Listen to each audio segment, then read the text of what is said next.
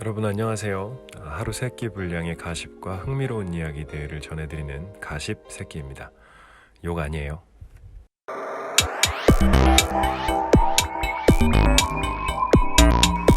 알면 유용하거나 혹은 쓸데없거나 보면서 주무세요. 가십 세끼 오늘의 첫 번째 이야기입니다. 대한민국 최고 부자 삼성그룹의 총수였던 이건희 씨가 별세했습니다. 고 이건희 씨에 대한 간략한 이야기 한번 해볼게요.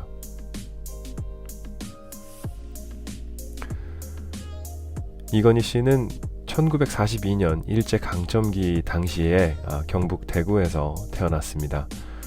그런데 부모님께 사랑받고 이런 일반적인 가정은 아니었나 봐요. 태어난 지 얼마 안 돼서 아버지 이병철의 고향인 경남 의령의 할머니 밑에서 3살 때까지 자랐고 이후에 일본에서 소학교를 다녔다고 합니다.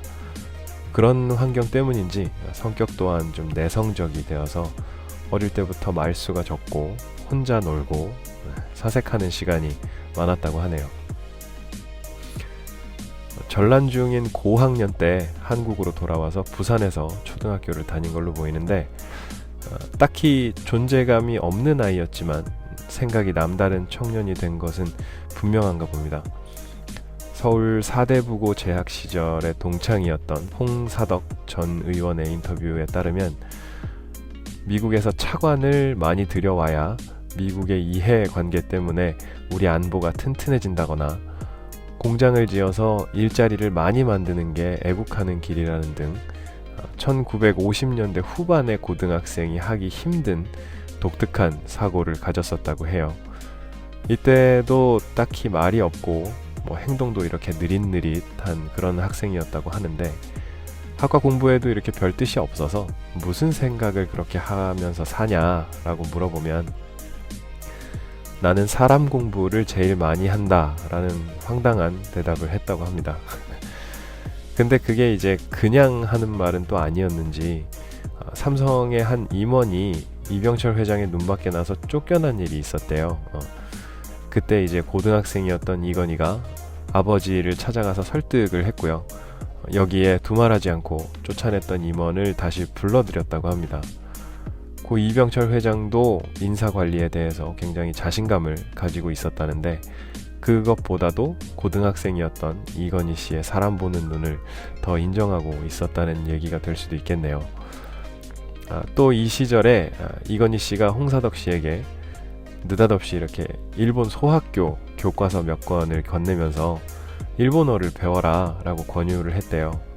근데 이 시기가 고등학생들 사이에 반일 감정이 굉장히 심하게 있던 시절이라서 이걸 뭐하러 배우냐 라고 물었더니 일본이 어떻게 변화하는지를 봐야 그 속에서 우리가 가야 할 길을 찾게 된다고 했다네요. 이 세상을 보는 큰 눈을 일찍부터 자기만의 방식으로 키워왔던 것 같습니다. 이후에 연세대에 입학했다가 자퇴를 했고요. 일본의 와세다 대학에서 경영과 경제를 공부했는데요. 자동차 매니아였던 이건희 씨는 유학생 시절 중고차를 사서 정말 샅샅이 뜯어보고 다시 조립하고는 했대요. $4,200의 중고차를 사서 한 서너 달 타고 다니다가 분해해보고 수리를 한 뒤에 판매를 다시 해서 $700 정도의 이윤을 남겼다고 합니다. 유학 시절 동안 중고차 6대를 수리해서 팔았대요. 차 한 대값 벌었네요. 이 될성부른 나무 이야기가 괜히 있는 건 확실히 아닌 것 같아요. 이 떡잎이 다르잖아, 그죠? 근데 삼성 자동차는 왜 망...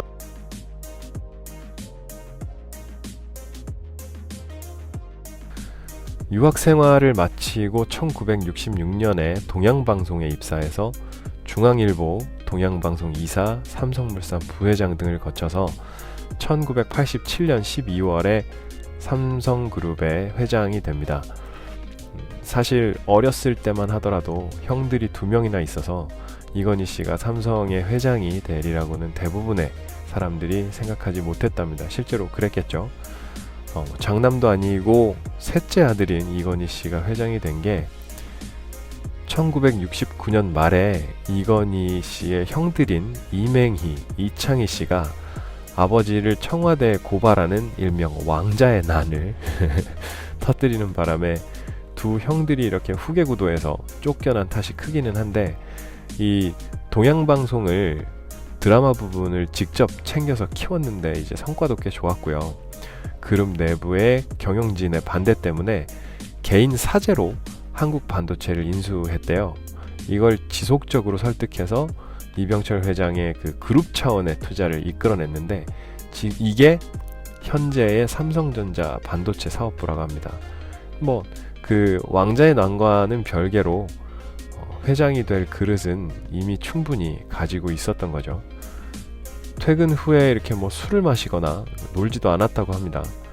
그럴 시간에 주로 기술 관련 서적을 탐독하거나 각종 기계류를 분해하고 또 조립하면서 연구했대요. 웬만한 전자제품들은 그 콩알만한 부품의 기능 차이까지 다 알고 있었고, 국산 제품과 외산 제품을 동시에 두고 뜯어서 부품 하나하나를 다 비교하고 품질 격차의 원인이 된 그 부품을 밝혀낸 뒤에 계열사의 기술 담당 임원에게 이렇게 쥐어주기도 했답니다. 진짜 피곤했겠다. 자사 제품의 품질에 대한 집착과 자부심에 얽힌 유명한 일화가 하나 있습니다. 바로 애니콜 15만 대 화형식인데요. 이건희 씨는 국내 최초로 휴대전화를 개발해서 오늘날 스마트폰 세계 시장 점유율 1위에 초석을 닦았습니다. 모토로라가 국내 시장을 장악하고 있던 시대에 반드시 한 명당 한 대의 무선 단말기를 가지는 시대가 온다고 예측했던 그 해안이 오늘날의 삼성전자를 있게 했다고 해도 과언이 아니죠. 삼성전자는 1994년 10월 애니콜을 처음 선보였고요. 단기간에 시장 점유율 10%를 장악을 했습니다. 이후에 모토로라로부터 1위 자리를 뺏기 위해서 엄청난 양의 휴대폰을 만들었는데요. 양적으로 엄청나게 성장을 이뤄냈지만 많이 만드는 만큼 불량률도 급속하게 늘어서 11.8%를 찍었대요. 회장님이 보고를 받고 이제 뒷박이 친 거죠. 엄청 화를 냈다고 해요. 결국 95년에 불량품을 모두 수거해서 새 제품으로 다 바꿔줬고요. 이때 수거된 불량품이 자그마치 15만 대였던 거죠. 이 휴대폰들을 구미 사업장, 운동장에다 쌓아놓고 2천여 명의 임직원들이 보는 앞에서 해머로 다 때려 부수라고 지시했답니다. 이게 부수는 과정에서 그 배터리 때문인지 조각난 휴대폰에서 불이 붙었고요. 이날 약 500억 원어치의 휴대폰이 녹아내렸다고 하네요. 그 결과 애니콜이 국내 시장에서 점유율 52%로 모토로라와 노키아를 제치고 1위를 차지했습니다. 이후 2011년에는 애플도 눌렀죠. 세계 휴대폰 시장 점유율 1위의 위용을 지금까지 지켜오고 있습니다. 그렇게 이제 솔선수범하면서 카리스마 넘치게 혁신 경영을 이어왔지만 세월 앞에 역시 장사 없네요.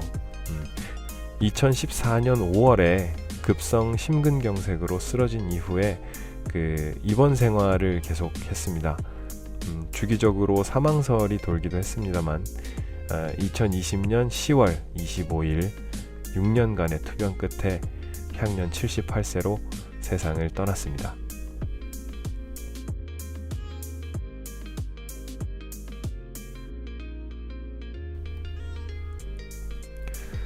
고 이건희 회장을 상징하는 키워드가 위기라고 해요. 그룹 회의에서 심심하면 이렇게 위기라고 말하는 경향이 있었다고 합니다. 매출이 100조를 넘어도 시장 흐름이 바뀔지 몰라서 걱정이고, 매출이 줄면 또 줄었다고 걱정이고. 근데 이렇게 항상 경각심을 늦추지 않는 게 여러 CEO들의 특징이기도 하고요. 삼성의 성장 비결 중 하나이기도 하답니다. 이건희 회장이 얘기했던 전 세계 어디에서도 통신이 되고 얇은 브라운관이 벽에 붙는 시대가 실제로 왔죠. 마누라와 자식 빼고 다 바꿔라.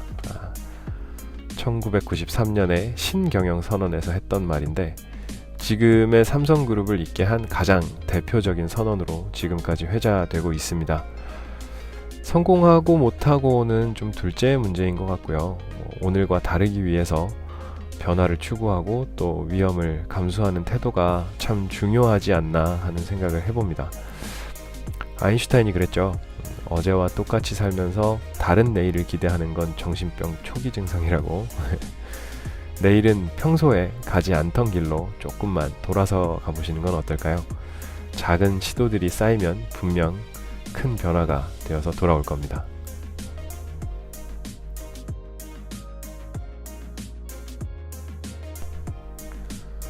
가을이 순삭된 것 같아요.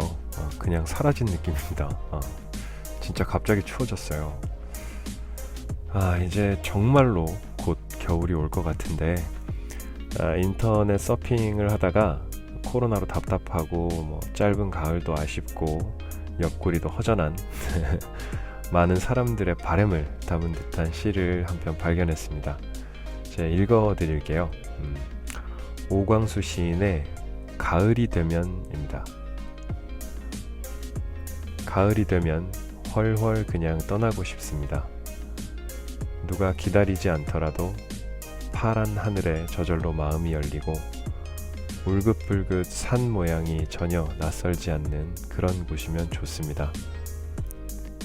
가다가 목이 마르면 노루 한 마리 목 축이고 지나갔을 옹달샘 한 모금 마시고 만개 열매 빨갛게 익어가는 숲길에 앉아 이름 모를 새들의 노래 들으며 반쯤은 졸아도 좋을 것을 억새 꺾어 입에 물고 하늘을 보면 짓궂은 하얀 구름이 그냥 가질 않고 지난날 그리움들을 그리면서 숨어있던 바람 불러 향기 만들면 코스모스는 그녀의 미소가 될 겁니다.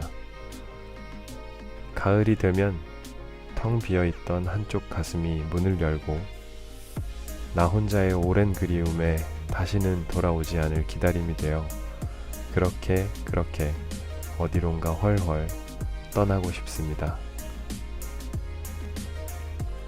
오늘 가십새끼는 여기에서 마무리하겠습니다. 또 다른 흥미로운 이야기들로 찾아뵙도록 할게요. 당신의 내일을 응원합니다. 좋은 밤 되세요.